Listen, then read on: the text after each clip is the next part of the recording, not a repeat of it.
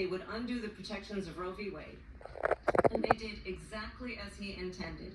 And now in over 20 states, there are Trump abortion bans, which make it criminal for a doctor or nurse to provide health care. In one state, it provides prison for life. Trump abortion bans that make no exception even for rape and incest, which understand what that means. A survivor of a crime, a violation to their body, does not have the right to make a decision about what happens to their body next. That is immoral. And one does not have to abandon their faith or deeply held beliefs to agree. The government, and Donald Trump certainly, should not be telling a woman what to do with her body. I have talked with women around our country. You want to talk about this is what people wanted? Pregnant women who want to carry a pregnancy to term, suffering from a miscarriage, being denied care in an emergency room because the healthcare providers are afraid they might go to jail, and she's bleeding out in a car in the parking lot. She didn't want that. Her husband didn't want that. A 12 or 13-year-old survivor of incest being forced to carry a pregnancy to term. They don't want that.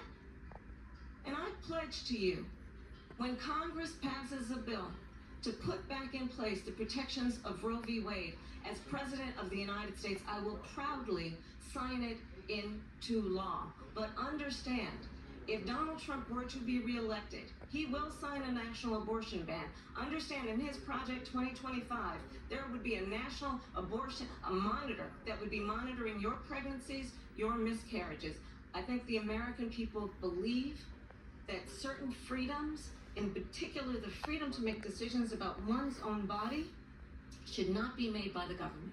Thank you, Vice President Harris. Well, there she goes again. It's a lie. I'm not signing a ban, and there's no reason to sign a ban, because we've gotten what everybody wanted. Democrats, Republicans, and everybody else, and every legal scholar wanted it to be brought back into the states, and the states are voting. And it may take a little time, but for 52 years, this issue has torn our country apart, and they've wanted it back in the states. And I did something that nobody thought was possible. The states are now voting.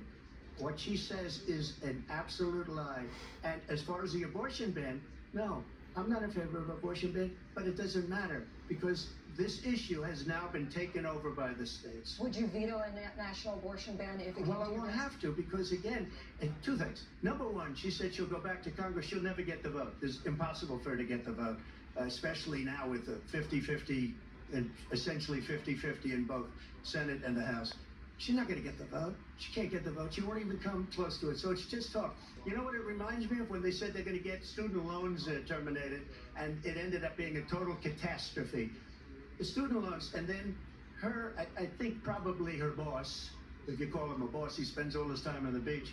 But look, her boss went out and said, we'll do it again. We'll do it a different way. And he went out, got rejected again by the Supreme Court. So all these students got taunted with this whole thing about this whole idea, and how unfair that would have been. Part of the reason they lost to the millions and millions of people that had to pay off their student loans. They didn't get it for free, but they were saying it's the same way that they talked about that they talk about abortion. But if I could just get a yes or no, because your running mate, J.D. Vance, has said that you would veto it if it did come to your desk. Well, I didn't discuss it with J.D. in all fairness. J.D.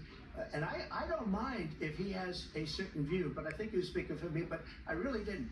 Look, we don't have to discuss it, because she'd never be able to get it, just like she couldn't get student loans. They couldn't get student loans. They didn't even come close to getting student loans. They taunted young people and a lot of other people that had loans. They can never get this approved. So it doesn't matter what she says about going to Congress. Well, wonderful. Let's go to Congress. Do it. But the fact is that for years they wanted to get it out of Congress and out of the federal government, and we did something that everybody said couldn't be done. And now you have a vote of the people on abortion.